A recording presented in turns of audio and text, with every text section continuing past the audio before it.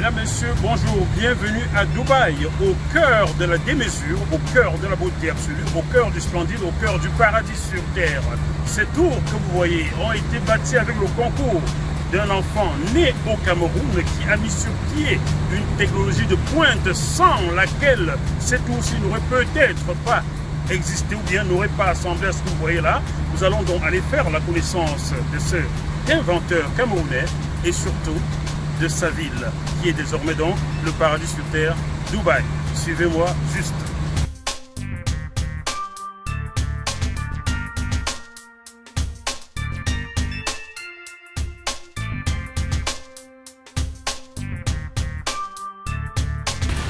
Bonjour, docteur Séverin Keze. Bonjour, Jackie. Comment allez-vous? Très bien, merci. Merci de nous recevoir ici à Dubaï, votre ville, votre ville pittoresque comme je viens de vous en ville. Bienvenue. Une ville pour laquelle vous avez beaucoup donné depuis bientôt 13 ans. Oui, ça fait effectivement exactement 13 ans que je me suis expatrié à Dubaï. Ouais. Chers téléspectateurs, nous comprendrons comment Dr Séverin Keze, inventeur d'origine camerounaise, s'est installé à Dubaï. Pourquoi? Qu'est-ce qu'il a inventé? Et qu'est-ce qu'il ambitionne d'apporter pour révolutionner le monde? Mais avant, nous allons essayer de connaître l'homme, son parcours, ses origines, etc. Docteur Séverin Keze, vous êtes d'origine camerounaise. Nous parlons de votre parcours, comme je l'ai déjà dit, du Cameroun, votre pays natal, à la Silicon Valley, où vous êtes désormais installé, on peut le dire comme ça? Oui, bien sûr, absolument. En passant par la France et... Sophia Antipolis. Sophia Antipolis, ouais. Qui est la Silicon Valley de la France. Ouais, la Silicon Valley européenne, c'est vrai. Européenne. Alors, docteur Keze, vous êtes ingénieur en sciences informatiques et expert en technologie embarquée et robotique. Dès l'âge de 7 ans seulement, vous aviez prédit à vos parents que vous deviendrez ingénieur. Et à l'âge de 15 ans, vous vouliez devenir inventeur. Absolument. Quelle précocité, docteur Keze. Vous êtes voyant encore à 7 ans?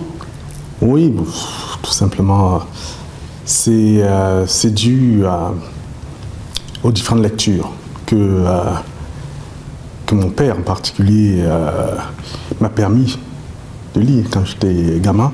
Je passais du temps dans ces bibliothèques en fait, donc j'étais nourri à la conscience en fait de l'importance de la liberté. Ce que voudrait dire la liberté. Donc comme son mot d'ordre était toujours, mon père disait toujours, le respect des libertés individuelles. Donc en matière de liberté, j'ai tout de suite compris, très jeune,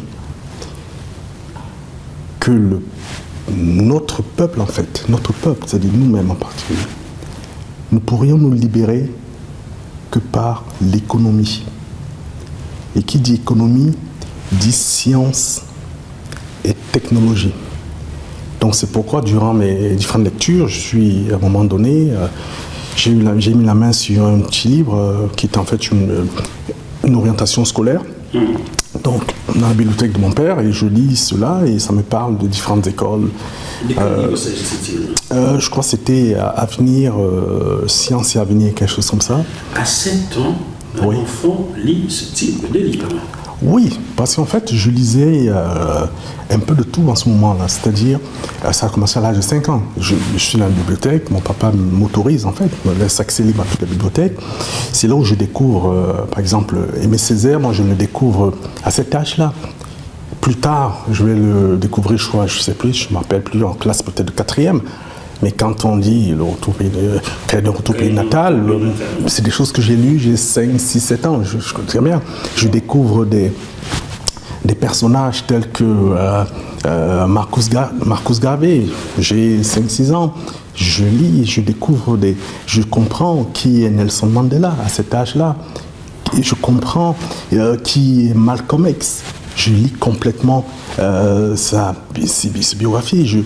Je comprends qui est Martin Luther King à cet âge-là. Et je comprends des choses, notamment sur notre cause, sur la cause en fait À cause d'être noir, la cause d'être noir. Et ça, mon papa, c'est un intellectuel, donc je lis toutes ces choses. Et je me rappelle toujours deux livres qui m'avaient marqué. C'était Rouge et le sang des Noirs. Peter Abraham. Yes, Peter Abraham, ouais, sud-africain. Rouge et le sang des Noirs. Je ne suis pas un homme libre. Donc, vous savez, quand on lit toutes ces choses étant gamin, ça fait rêver. Nous n'avons pas de télévision, nous n'avons pas de médias.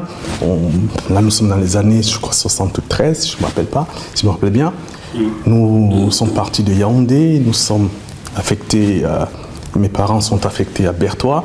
Donc, on arrive dans une ville qui est une ville nouvelle, un village, en fait. Voilà, nous sommes des citadins de la ville, on arrive là-bas. Donc, nous sommes isolés. Donc, le petit gamin que je suis, à l'âge de 7, 8 ans, est complètement isolé. C'est la forêt tout autour. On est dans un camp, en fait, puisque mon papa était directeur d'école normale sur place, à Bertois. Donc, on est dans le camp, et donc éloigné de la ville. Donc, ce qui fait que l'enfant, je n'ai plus mes repères tels que j'avais en baladeux, à Yaoundé. À Yaoundé, la capitale. Absolument, où j'ai grandi. Où justement j'avais tous mes amis, les copains du quartier, on vivait. Voilà, là je me trouve effectivement seul. Et votre seul. Voilà, distraction, c'est les livres. C'est les livres, c'est bibliothèque, je lis en permanence. Et mon papa prend le temps, la patience, chaque fois, de m'expliquer tout ce que je lui demande. Donc, je pose des questions. Il ne me dit pas non, c'est pas pour ton âge. Parce qu'à cette époque-là, il faut dire, chers téléspectateurs, qu'au Cameroun, les parents discutaient très peu avec les enfants. Absolument. Ne leur expliquaient presque rien, mais votre papa était un homme visionnaire. C'était un pédagogue, donc c'est son métier. C'est un enseignant. Mon papa est enseignant et plus spécialisé en pédagogie et psychologie. Donc, il me prend par la main chaque fois que je pose des questions. Et pas que moi, mes sœurs, mon frère, parce que nous sommes une famille nombreuse, de 8 enfants. Donc. Mais quand je pose des questions, il me prend par la main et nous allons nous promener. Je me rappelle toujours mes promenades avec mon père dans le camp de l'école normale, tous les deux marchant, et m'expliquant des choses qui ont révolutionné la façon pour moi de penser aujourd'hui. Et la révolution est donc en marche. Vous êtes l'inventeur de Kézanne. Oui, chers téléspectateurs, calez-vous bien et je vous prie de suivre cette émission qui sera en plusieurs épisodes jusqu'au bout. Vous allez découvrir la plateforme qui va révolutionner le monde dans quelques mois seulement, avant la fin de cette année 2020, si le Covid nous le permet, bien entendu.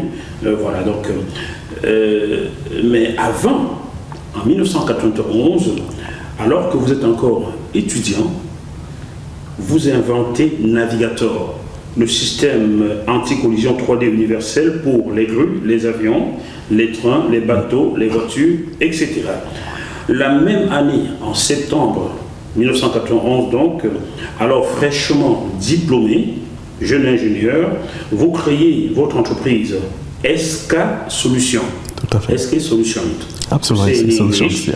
Logiciel adopté par l'armée française en 2007 et par l'armée américaine, excusez du peu. Votre société est considérée comme étant un leader mondial en matière de logiciels anti-collision 3D pour tout type de mobile. Sans aucun doute, vous faites partie des enfants du Cameroun qui comptent, car votre parcours plaide pour vous, et j'ai un petit peu plus se doit et ne peut que vous féliciter, Dr Cédrin Kézeux.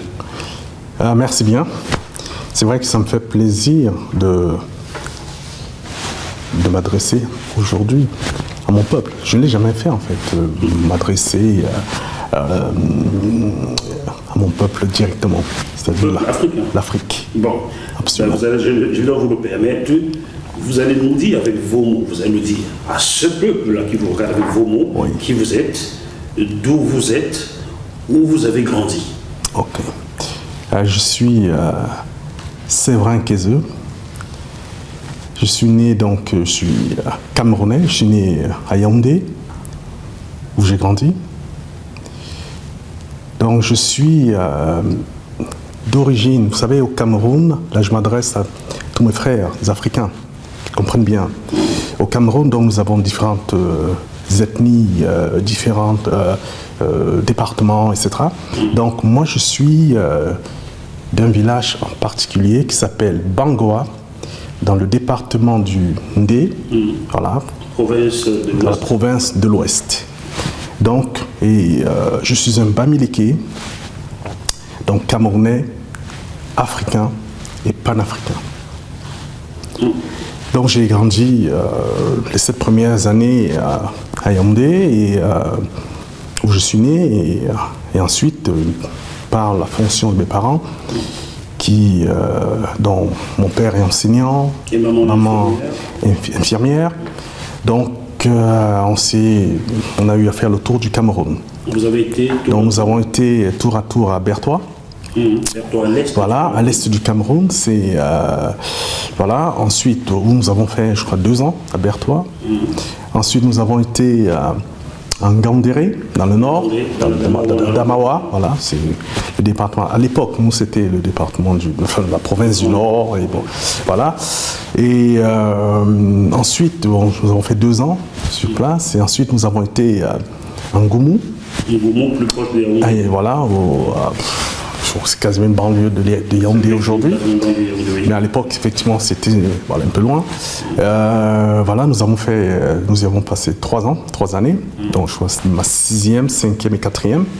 Et c'est un village, en fait. C'est un village. C'est une petite ville, mais nous, c'est un village, en fait, qui a été déterminant pour ma croissance en matière de leadership. Je pourrais revenir dessus plus tard. Et ensuite, nous avons été affectés à Bafoussam. Donc, c'est où j'ai fait la 3e, seconde, première terminale. Et donc, effectivement, c'est en 81, nous sommes affectés à Bafoussam, où je mets les pieds pour la première fois à l'ouest du Cameroun, dans ma région. Voilà. Donc, je découvre l'ouest, en fait, en 1981.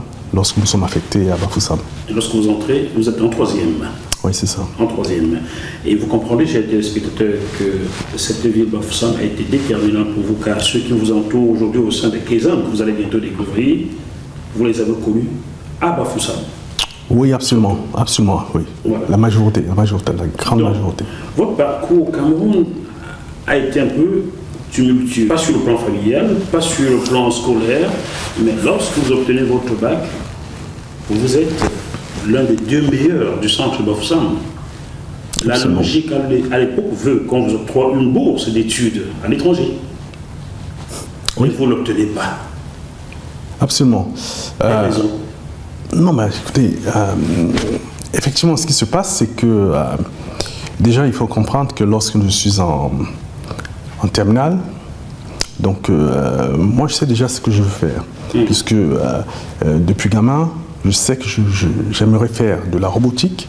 Moi j'aimerais être ingénieur en robotique et être chef d'entreprise. Ça c'est ce que j'avais vraiment dit à mes parents, ils n'en parlent encore, voilà, très jeune. Donc quand on se retrouve en terminale, donc je sais que la robotique, l'informatique, la robotique n'existe pas au Cameroun. Donc pour moi, il est hors de question de faire le supérieur sur place. Donc, pour moi, s'il est évident, je dois aller à l'étranger. Donc, voilà, quelque part à l'étranger. Et donc, je décide, en terminale, de ne faire aucun concours. Donc, certains amis de classe qui ne m'avaient pas compris, qui n'étaient pas dans mon intimité, se sont dit, mais il est prétentieux. Parce que j'ai dit, non, Polytechnique, je ne ferai pas. Je ne fais pas le concours Polytechnique. Non, aucun. On me dit, c'est pas possible, c'est la meilleure école, vous êtes les premiers de classe, comment ça se fait que... J'ai dit, non, je ne le ferai pas, parce que je ne fais aucun concours au Cameroun. Allez, à cette époque... Justement, lorsque je dis que je ne ferai pas de concours, je suis certain, moi, que j'obtiendrai une bourse pour les études que je postule. En informatique, technologie, voilà. Donc je fais des demandes, je suis pris en France, au Canada, aux États-Unis, je suis pris dans pas mal d'universités, d'écoles préparatoires, etc. Et j'attends. Résultat, pas de bourse. Vous attendez que le gouvernement camerounais vous octroie? Oui, une bourse, voilà, qui paraît naturelle, que je mérite, bien sûr. Vous avez combien de moyens pour obtenir le bac? Mention très bien, enfin, c'est évident. C'est au-delà de 15 moyennes? Oui, bien sûr, c'est 16, au-delà, bien sûr. C'est ce que tous nous avons. Vous savez, voilà, c'est des notes dont nous avions l'habitude depuis toujours et que j'ai en particulier encore amélioré en Europe. En Europe, on ne parle plus de... À l'université, en prépa, on ne parle plus de 16, etc. Nous parlons de notes telles que 18,84. C'est ce que j'ai eu notamment à Strasbourg. Ouais. À Strasbourg. Ouais. Avant d'aller en école d'ingénieur. 18,84. Oui. Ça veut dire que à Pasteur à Strasbourg. C'est sur vous que votre pays, le Cameroun, aurait dû miser, remettre une bourse. Mais c'est même, à l'époque, c'est automatique lorsqu'un enfant a cette note-là. Oui, bien sûr. Pourquoi aujourd'hui, avec du recul, pourquoi ne vous a-t-on jamais octroyé de bourse d'études dans votre pays, le Cameroun? Pour quelle raison? Mais la raison, à l'époque, ça me passait... bon, au départ, je me suis dit, bon, c'est... je ne comprends pas. Un gamin, j'ai mon bac à 17 ans, donc je suis un gamin de 17 ans, je ne comprends pas ces choses. Je me suis dit, ben, qu'est-ce qui se passe? Je demande à mon père, qui est en plus du corps enseignant. Donc, en fait, je challenge son corps de métier. Et il me répond, non, bah, écoutez, quelque chose, je ne sais pas, qu'est-ce qui s'est passé? Non, tu verras donc l'an prochain. Donc, moi, je dis, ok, pas de problème, je vais à l'université. En fait, ça veut dire de Yaoundé, ça veut dire, pour moi, je vais redoubler, puisque je vais, tout simplement, c'est un tremplin pour repostuler pour ma bourse, puisque je sais que je n'ai pas de cursus au Cameroun pour moi, pour ma vision, ce que j'aimerais faire dans ma vie. Donc, ok, je retourne, j'y vais, donc, voilà, à l'université, Yaoundé, Ngoekele, voilà, je m'inscris en maths mathématiques informatique. Vous aviez encore le meilleur note. J'ai lu votre biographie écrite par un de vos camarades de l'époque. Vous avez 18,5 en mathématiques informatique à l'université Yaoundé. Oui, c'est vrai, sur 18,5, c'est vrai que j'arrive à l'université de Yaoundé, je me dis, bon tiens, effectivement, nous étions les premiers du centre à Bafoussam, à l'ouest. On se dit, bon voilà, on confronte maintenant tous les Camerounais. Et c'est vrai qu'au départ, je n'ai pas la tête en fait, puisque mon but, je suis là tout simplement pour préparer mes dossiers, pour demander une bourse et repartir. Mais je me dis, j'étais avec des amis, mes amis qui sont venus avec moi, qui sont en site universitaire, avec qui on partage le quotidien. Ils ont besoin de moi pour les aider dans certaines matières. Donc en fait, je me dis, la meilleure façon de les aider, c'est quand même de m'y mettre. Il faut que je m'y mette. Donc je me donne comme challenge, allez, je vais travailler. Effectivement, je suis major de l'université de Yaoundé en mathématiques informatiques. Major. Voilà, major. C'était en quelle année ça? C'était en 85. Ah oui, je suis le major. Et jusque-là, toujours pas de bourse? Et là, ça a été vraiment la surprise parce que là, je suis major, je redemande une bourse, et là, de nouveau, pas de bourse. Allez, le Cameroun, c'est vraiment le Cameroun. Je vais reformuler la même question, docteur Severin. Je ne vous laisse pas le temps de reformuler, j'y vais tout de suite. Allons-y. Cette fois-ci, je challenge mon père. Oui. Parce que là, je ne suis plus le gamin de 17 ans. Oui. J'ai fait 1 an à l'université, j'ai 18 ans. Oui. Je vois mon père, c'est son corps de métier, le ministère de l'Éducation nationale. Maintenant, je suis dans l'enseignement supérieur, il est dans l'enseignement. Je me demande, qu'est-ce qui se passe? C'est pas normal. La réponse était très simple. Et je vais la donner. Il m'a dit quelque chose. Mon feu père, qui n'est plus là, il me dit, c'est parce que je m'appelle le nom que je porte. Et là, je le comprends à moitié, puisque je me dis, bon, il me le dit, c'est à cause de votre nom. Donc je me dis, bon, peut-être dans sa fonction, dans son corps de métier, il aurait fait. Est-ce qu'il aurait fait quelque chose? Parce que je porte son nom. Est-ce qu'il aurait fait quelque chose qui fait que, bon. Donc il me donne cette information, voilà, à cause du nom. C'est pas plus d'explications. À moi de déduire. Donc j'ai 2 choix. Mais je pars. Donc finalement, il se sacrifie il se sacrifie, réellement se sacrifie financièrement à m'envoyer À Strasbourg. voilà, à Strasbourg, en France. Voilà. Et parce que j'avais le choix entre...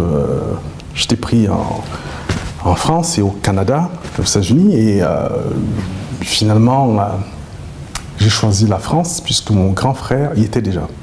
Et donc, comme je dis à mon père, qui s'est sacrifié, donc je dis non, Strasbourg sera moins cher puisque je serai avec mon frère qui habite déjà depuis des années. Donc voilà, ça permettra de faire des économies. Et je lui ai dit que je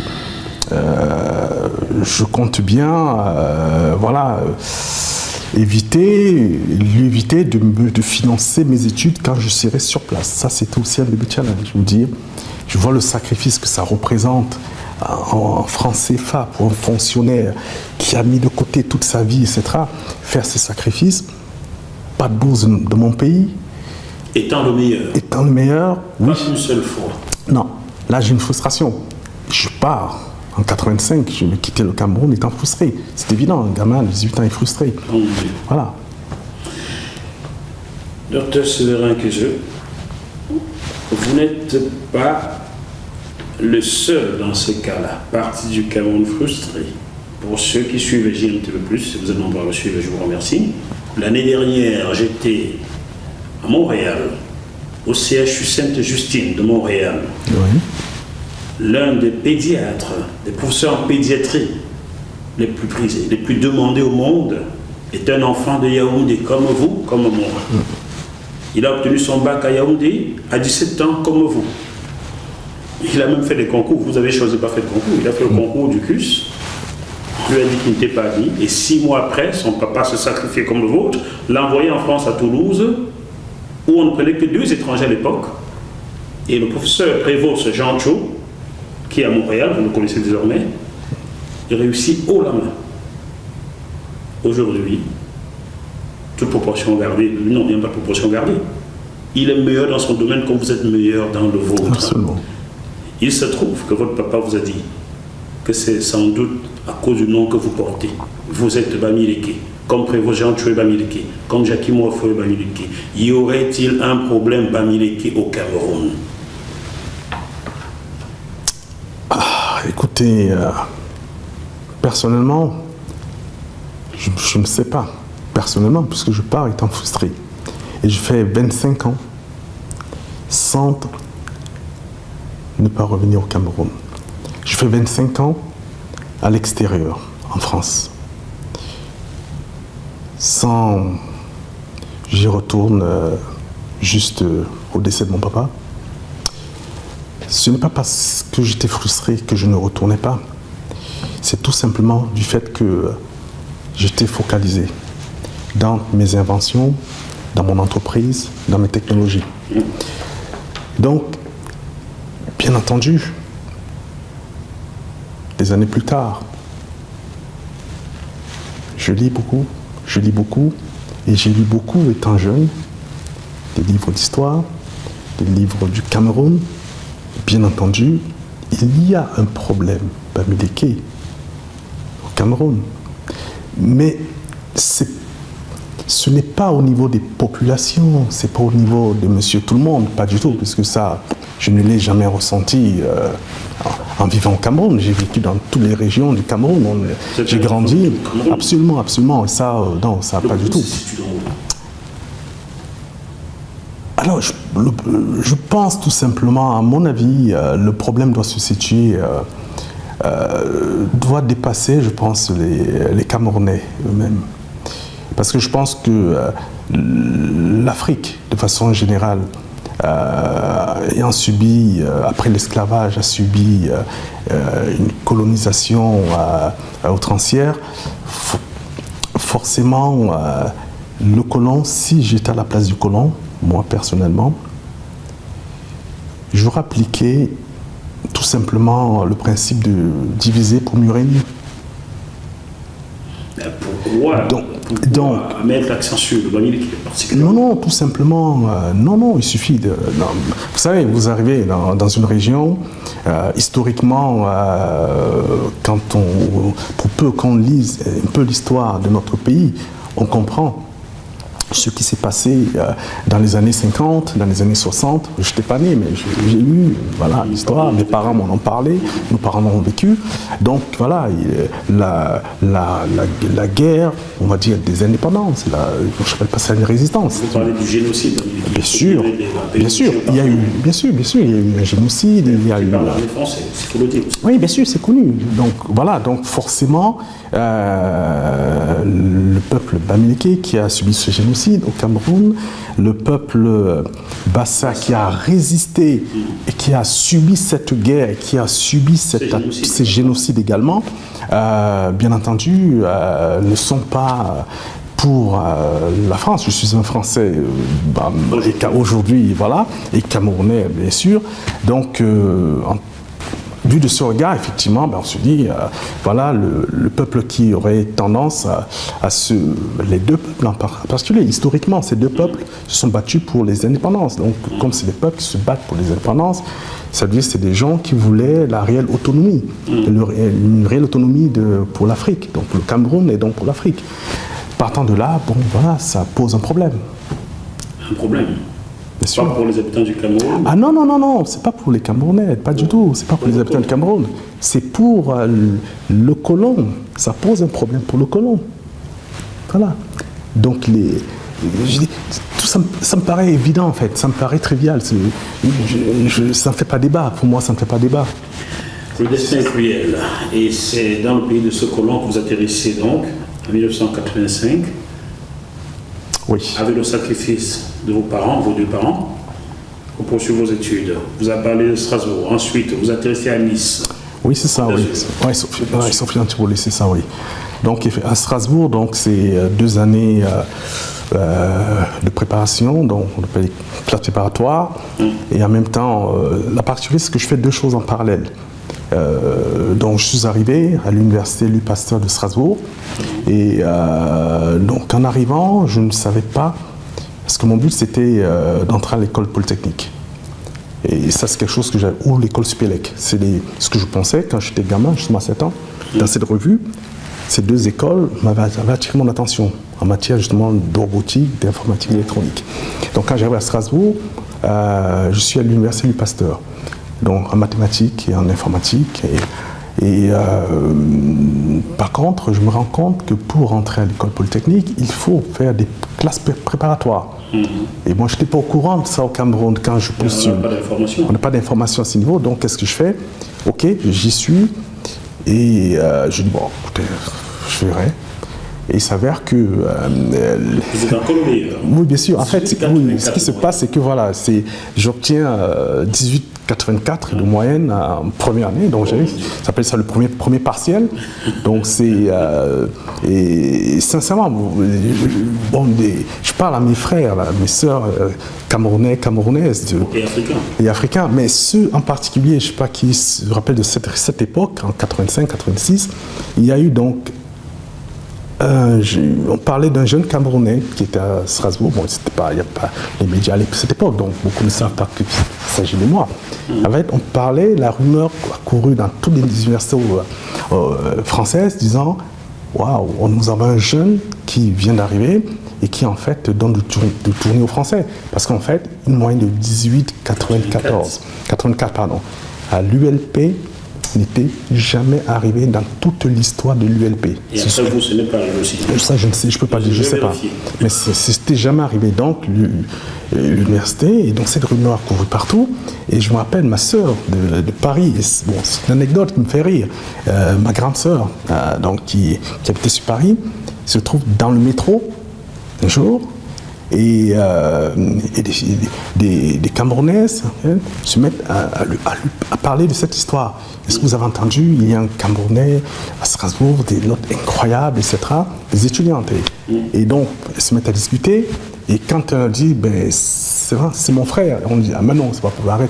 Et j'ai dit, non, c'est pas ton frère. Donc ça m'a fait rire. Elle me raconte toujours cette histoire, cette anecdote. Voilà. Qui suffit un petit peu plus d'ailleurs. Ah oui, certainement. Voilà, donc. Alors là, et ensuite, vous avez donc fait une classe prépa. Oui, en fait, voilà, justement. Parce que je comprends. Absolument. Ce qui se passe, c'est que suite à cette moyenne exceptionnelle, le directeur de l'ULP, en fait, de l'université, le président de l'université, me convoque pour comprendre pourquoi ai-je de telles notes. Absolument, si. Il ne comprenait pas. Il voulait comprendre. Mais dans un côté, je dirais, dans un côté positif. D'accord. Ça les interpellait. Il me convoque, il convoque ma prof de l'une des profs d'algèbre et d'analyse. Deux profs, algèbre, analyse et lui-même. Je suis dans le bureau, donc moi je dis qu'est-ce que j'ai fait, pourquoi on me convoque, on me pose des questions pour comprendre. Donc d'où venez-vous vraiment? Je viens du Cameroun. J'explique mon parcours, on me pose des questions sur ce que j'ai fait, mon parcours en mathématiques, quels étaient les programmes, etc. C'est de comprendre. Effectivement, à la conclusion, c'est « Ah d'accord, waouh, effectivement, vous êtes encore sur l'ancien programme de mai 68. » À cette époque, au Cameroun, nous étions toujours dans les programmes français de mai 68. Donc, ils disent, toujours en retard, mais un bon retard. Mais c'était un bon retard, parce que la France avait allégé les programmes, et ils disent, waouh, ok, d'accord, on comprend peut-être cette avance, le fait de vous arriver à comprendre, à résoudre certaines choses complexes. Et vous savez, et là ils me disent, je prends l'opportunité, vous savez, dans la vie il faut toujours, et ça c'est ce que je me sens toujours libre de parole, je suis quelqu'un de très simple, de très libre de parole, quelle que soit la personne avec qui je suis. Donc là j'ai le président de l'université, et je prends l'opportunité de lui dire, au fait, je suis ici par erreur. Ah bon? Comment ça se fait? Non, vous êtes là par erreur. Je lui dis oui, en fait, mon but c'était d'aller à Polytechnique, à Supélec, et en fait, je me suis rendu compte, étant au Cameroun, j'avais pas la bonne information, je me suis trouvé ici par erreur à l'ULP. En fait, en faisant maths, physique ici, informatique avec vous, mais j'aurais dû être en fait au lycée, à Kléber, donc en prépa. Et voilà, et je lui dis, ça paraissait prétentieux, mais c'était la vérité. Oui. Je lui fais comprendre qu'en fait, vous savez, la moyenne que j'ai eue, je n'étudie en fait pas, vraiment. J'ai pas beaucoup d'heures en bibliothèque, je passe beaucoup de temps plutôt, voilà, regardez, je passe le temps au basket, dans l'équipe de basket, je passe du temps au dojo, je fais des arts martiaux, voilà, où je passe le plus de temps, etc. Et puis voilà, on sortons avec des amis tout le temps, donc c'est pas vraiment, je passe pas du temps. Donc quelque part, je m'ennuie un tout petit peu. Et il me dit, nous allons faire une dérogation. Ils remettent une dérogation à 2 étudiants. Le deuxième qui me suivait. J'ai jamais compris pourquoi, suite, moi je fais une demande. On me dit, ok, vous allez faire simultanément, parce que vous avez les capacités de le faire, le lycée Kléber, le lycée préparatoire, et à l'université. Le deuxième était... Mais le deuxième, non. C'est un ami, un Français, un blanc. Et en fait, je me suis rendu compte qu'en fait, nous avons été 2 à être sélectionnés à le faire, à avoir cette dérogation, ce qui est très bien pour lui. Et voilà, donc nous avons fait simultanément les prépas de concours et puis l'université.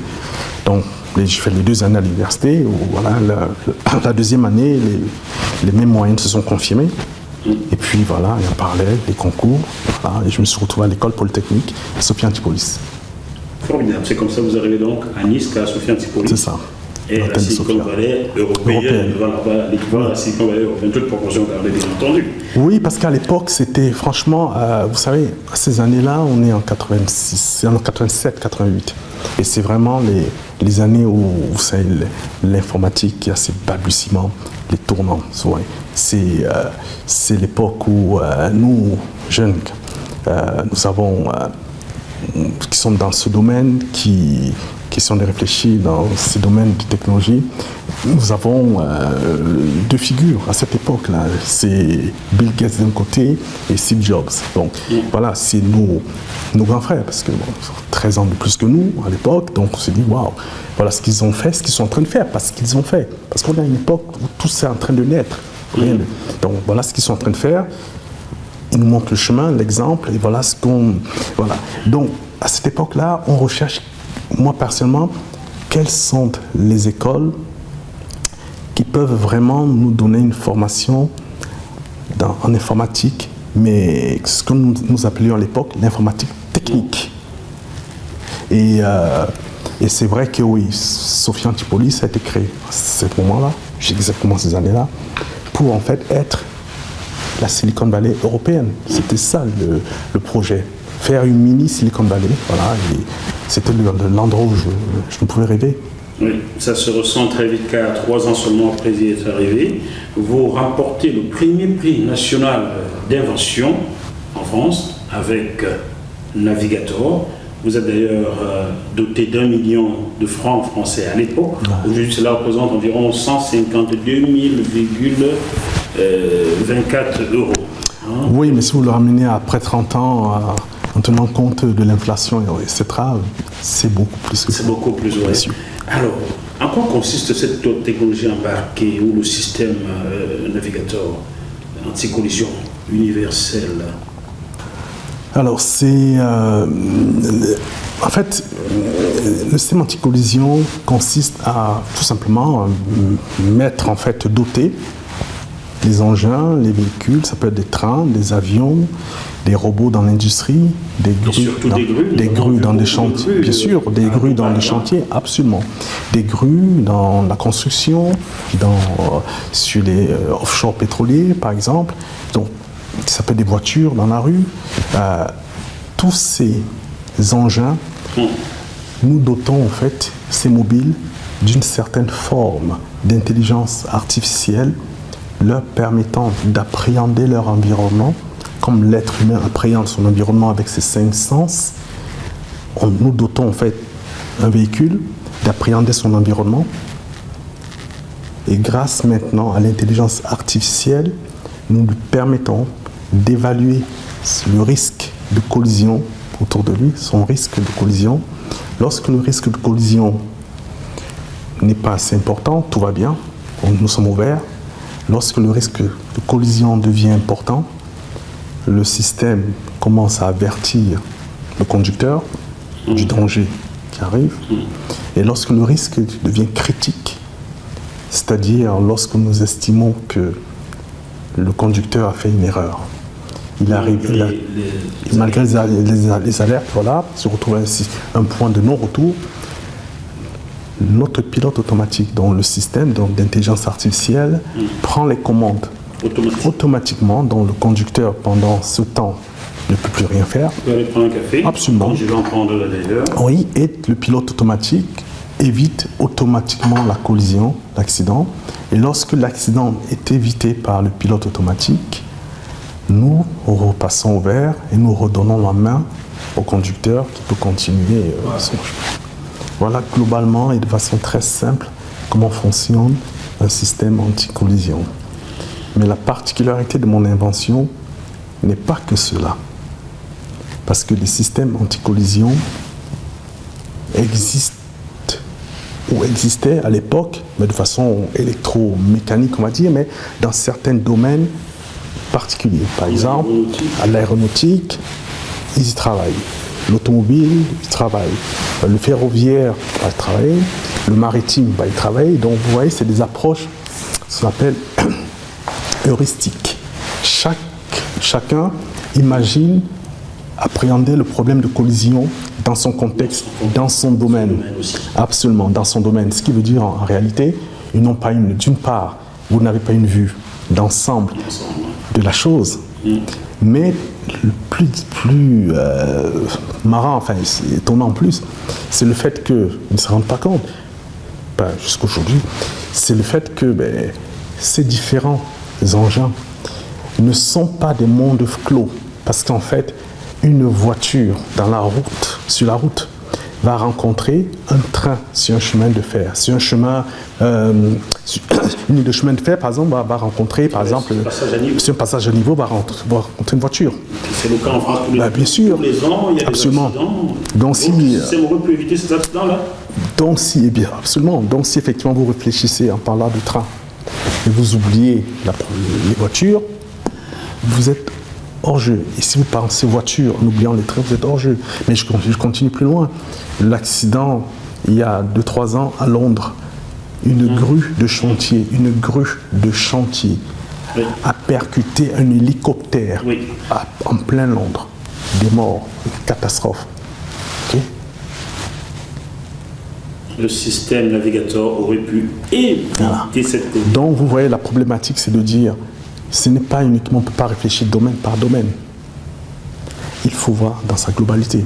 Quand vous êtes sur un aéroport, le tarmac d'un aéroport, vous allez penser collision uniquement entre avions, c'est une aberration, puisque le risque sur le tarmac, c'est entre les avions et tous les véhicules qui sont autour. Et même les humains. Et les humains, les véhicules de Catherine, les grues de dégivrage, les véhicules des pompiers, enfin, tous ces véhicules.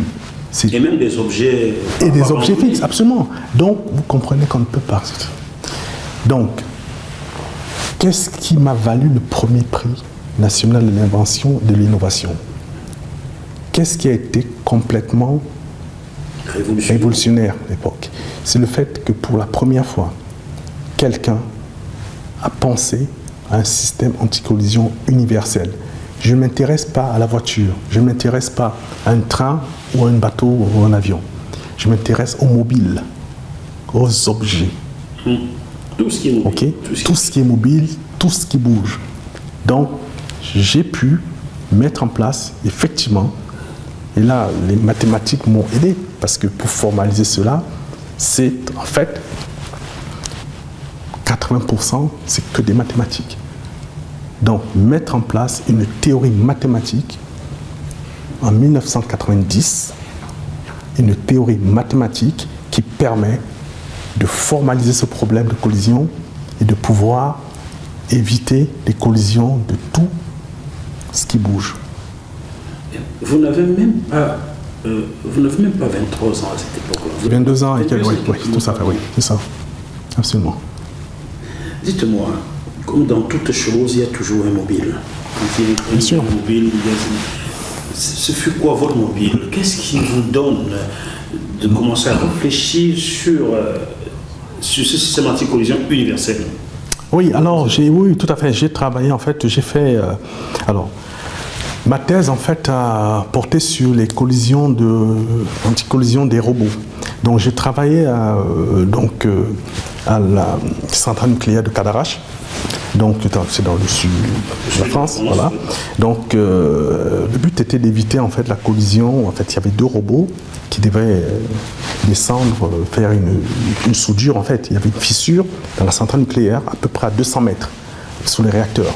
Donc, il fallait envoyer 2 robots de soudure pour faire le job, pour faire le travail.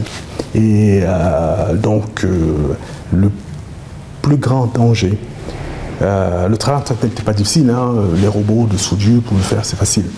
Ils sont téléopérés, hein, tout ce qu'il faut. Mais le problème, là, ce qui se passait, c'est qu'est-ce qui se passe si un outil, le moindre, je sais pas, tournevis, la pince, etc., tombe, parce qu'il y a un choc, une collision, et donc il y a un débris qui tombe dans le réacteur. Voilà, qui tombe, donc c'est parti. Et c'était le problème, le cauchemar. C'était le problème que je devais résoudre. Je l'ai résolu. Pour la petite anecdote, c'est quand même marrant. Vous savez, la vie, on invente des choses, on consomme, mais en fait, il faut être terre à terre. C'est très important. Moi, je suis quelqu'un de très pratique, très terre à terre.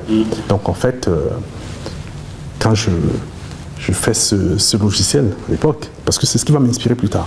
Quand je fais ce logiciel, donc l'évitement de collision, les 2 robots, etc. La veille de la telle opération, j'ai pas dormi. J'ai pas dormi parce que là, ça, il fallait... Parce que c'est du réel, c'est pas un projet théorique. C'est pas virtuel. Ils y vont, il faut le truc, et donc mon logiciel doit fonctionner. Et qu'est-ce que je fais? J'ai une idée de génie cette nuit-là. Parce que j'avais un stress incroyable. Je me réveille, je dis, j'ai trouvé. Je descends, j'arrive, tout. J'appelle mon directeur de thèse et j'appelle le directeur de la centrale et je lui dis, voilà, l'opération, il y aura un parapluie. On me dit, pardon, je dis, apportez-moi, il me faut un parapluie. Le simple parapluie. Le simple. On me prend un parapluie. Et en fait, je dis, je paramètre mon robot, pas les 2. Parce que j'ai fait le logiciel est programmable. C'est pas que pour 2 robots. En fait, c'est pour un nombre infini de robots. Donc, ça va être...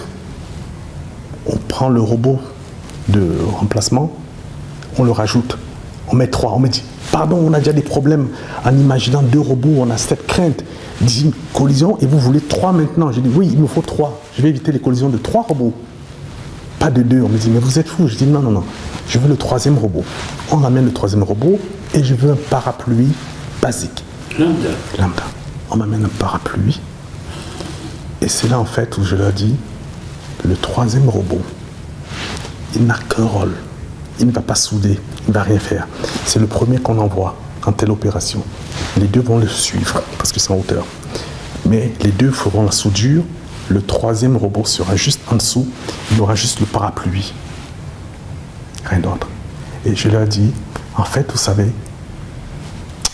mon logiciel presque là ne sert à rien. Ça va fonctionner. Mais même s'il y a une collision, il n'y a aucun problème. Parce que notre problème n'était pas la collision en tant que telle. Notre problème, c'était qu'une collision entraîne la chute d'un objet. Chute d'un objet, une vis. C'est ça. Alors, le parapluie là pour retenir l'objet qui pourrait éventuellement... Tout à fait. En fait, tous mes travaux n'avaient servi à rien, en fait, pour moi. Ça a marché. Heureusement, il n'y a pas eu de collision et tout s'est très bien passé. Le parapluie n'a servi à rien, mais j'ai eu l'esprit tranquille. La leçon que j'ai tirée de cela, c'est qu'en fait, pour résoudre un problème, c'est d'aller à la source et comprendre quel est vraiment le problème qu'on veut résoudre. Là n'était pas un problème de collision qu'on voulait résoudre. On voulait résoudre un problème d'évitement de chute d'un objet. Au cas où il y a une collision. Et ce parapluie était la solution en fait la plus simple et qui marchait parfaitement. Personne n'y avait pensé. Moi non plus. Et c'est comme ça que vous venez guider. Absolument. Suite à cela, je me dis, mais pourquoi m'intéresser à la collision des robots? Parce que les robots, c'est bien beau, mais ça se retrouve uniquement dans l'industrie, dans l'automobile, dans le nucléaire, alors qu'il y a les collisions. Et là, je me mets à penser au Cameroun. Au Cameroun, je me dis, dans nos routes, des accidents de voitures, tout le temps. Je pense, compris à la France, par tous les pays, les accidents de train, les accidents d'avion. Je vois tous ces accidents, toutes ces catastrophes. Et c'est là où je me dis, mais c'est là où est le potentiel de ce que je dois apporter à l'humanité. Sauver les vies. Sauver des vies. Car on imagine aujourd'hui, avec le développement technologique, qu'on pourrait équiper chaque enfant d'un appareil, d'un téléphone portable qui porte ce système anti-collision. Et si les voitures à Douala, à Yaoundé, les benzineurs, leurs motos étaient équipés de ce système anti-collision, on éviterait beaucoup de morts, on éviterait beaucoup d'accidents. C'est bien cela. Bien sûr, vous anticipez sur, je vous en parlerai plus tard, parce que là vous anticipez sur effectivement mon produit que je lance actuellement, Kezan, qui viendra résoudre ces problématiques. Oui, on reviendra donc. Bien sûr. Sophia Antipolis, création de la start-up, de votre start-up, de votre entreprise en septembre 1991. Comment fut la vie du jeune, de très jeune chef d'entreprise que vous étiez? Oui, j'avais 24 ans comme chef d'entreprise. Et sur la première start-up qui a été créée sur Sophia Antipolis, la première start-up créée par un étudiant. Il y avait des entreprises, c'était une technopole. Et la première start-up créée par un étudiant qui finit son parcours, qui sort de l'école. Et oui, bon, c'était une aventure formidable, fabuleuse, parce que on rêve, on se dit, voilà, on va apporter vraiment la solution à des problématiques importantes, mais on ne se rend pas compte, parce qu'on est jeune, on ne se rend pas compte du chemin à parcourir, des difficultés qu'il y aura. On pense qu'en 2-3 ans, c'est OK, ça va être équipé partout. Et je le pensais vraiment, et j'étais vraiment sincère. Et ça, c'était, voilà, c'est la jeunesse, c'est bien, il faut que cette jeunesse garde cette fougue. Mais c'est vrai que j'aurais aimé, par exemple, avoir peut-être un plus âgé que moi, qui avait eu peut-être une expérience d'un tel parcours, pour me dire, attention, ça ne sera peut-être pas aussi aisé que tu penses. Le chemin sera plus long, donc pense différemment. Bon, j'ai pas eu ça, mais bon, c'était des moments fabuleux pour nous, parce qu'on réinventait le monde, en fait, à cette époque-là, parce que l'informatique était pas connue, en fait, ni du public, ni des entreprises, ni de personnes. Et donc, nous étions vraiment voilà, ceux qui apportions cette nouvelle façon de faire les choses un peu partout. Voilà, donc, il faut dire que jeunes étudiants, les entreprises vous sollicitaient déjà, vous gagnez déjà de l'argent en allant travailler dans les entreprises. Oui, en fait, voilà, lorsque j'arrive en école d'ingénieur, l'une des premières des choses que j'ai faites en école d'ingénieur, c'est de dire, voilà, mes amis, notre école d'ingénieur, il n'y a pas de junior entreprise. Parce que dans les écoles de commerce, elles avaient toutes des juniors entreprises. Les JE, c'est-à-dire, c'est c'est comme des associations, mais qui sont des entreprises dans les écoles qui apportons, donc, faisons du consulting pour les entreprises. Donc tout de suite, je crée personnellement avec un ami, voilà, on crée la jeune entreprise.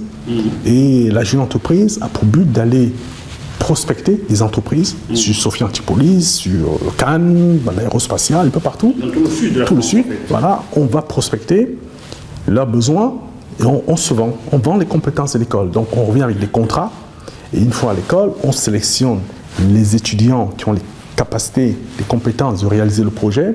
Ils y vont, l'entreprise paye, on remet 80% de la somme à l'étudiant. Et nous, la jeune entreprise, gardons 20% pour les frais de fonctionnement. C'est une association à but non lucratif. Voilà comment, en fait, non seulement je finance mes études complètement, mais j'aide quasiment la moitié des 250 élèves ingénieurs à financer tous leurs études. Et donc, en fait, je me rappelle, le directeur d'école, qu'un jour, m'appelle dans son bureau, parce que c'est la vérité, je ne m'en cache pas, il le savait, j'avais le meilleur salaire que lui. Vous avez le meilleur salaire que le directeur, oui, bien sûr. Oh mon Dieu. Oui, bien sûr.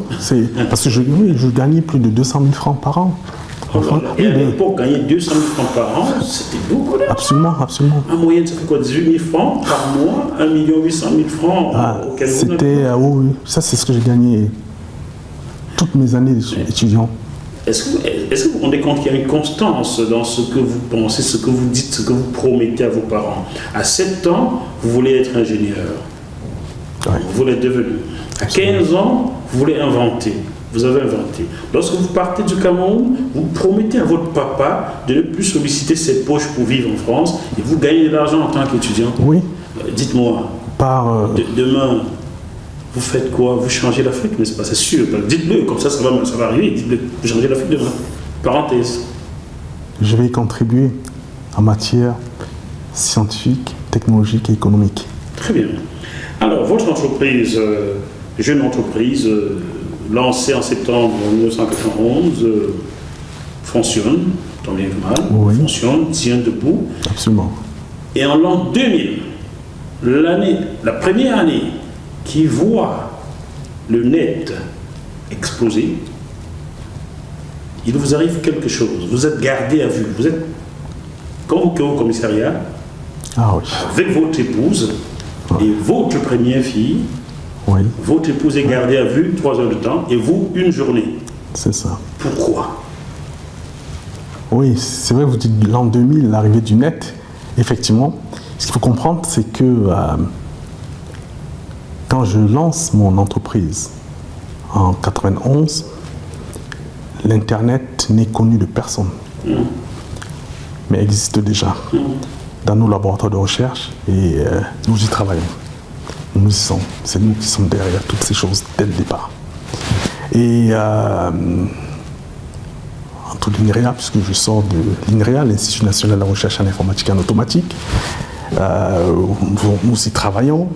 Et bien sûr aux États-Unis, la défense américaine, etc. Donc nous sommes connectés, nous sommes déjà dans ce qu'on appelle le réseau R3T2. C'est un intranet qui existe, mais personne ne sait pas ce que c'est.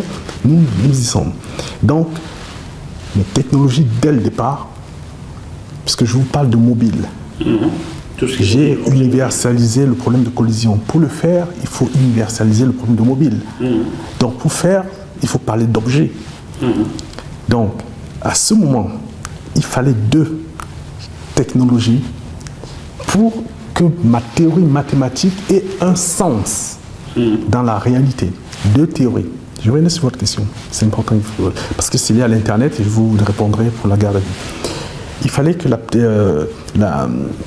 les objets, en fait, la théorie mathématique des objets formels puissent s'appliquer.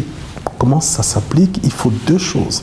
Que déjà dans la manière déjà de faire de l'architecture logicielle, de la programmation, là je m'adresse aux jeunes qui les programmeurs aujourd'hui, il faut comprendre que c'est l'année 90 en fait où on crée les premiers langages orientés objets.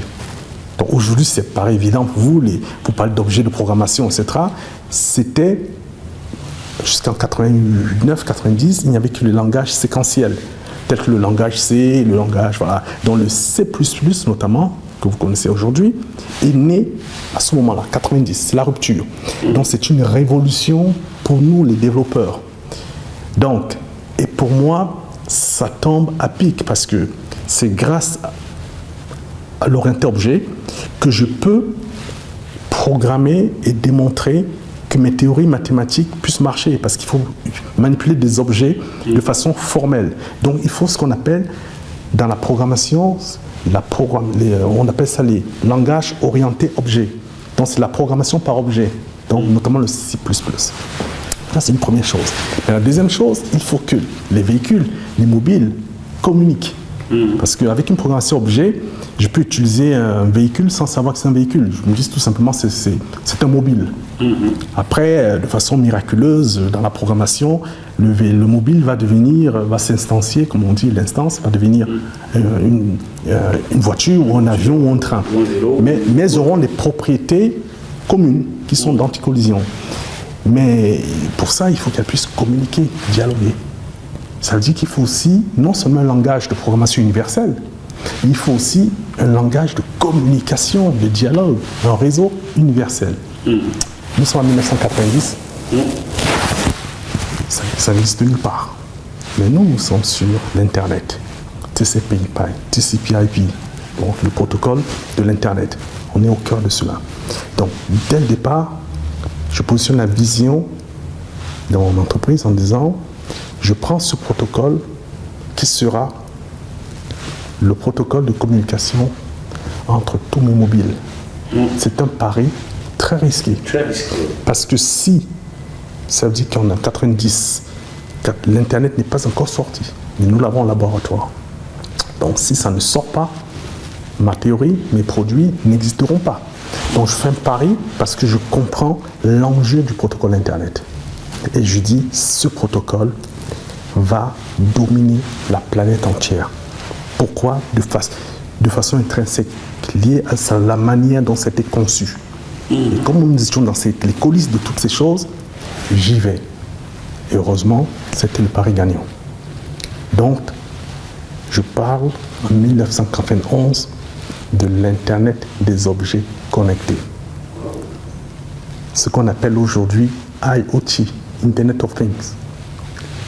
J'en parle en 91. C'est pourquoi je suis considéré comme le pionnier de l'IoT.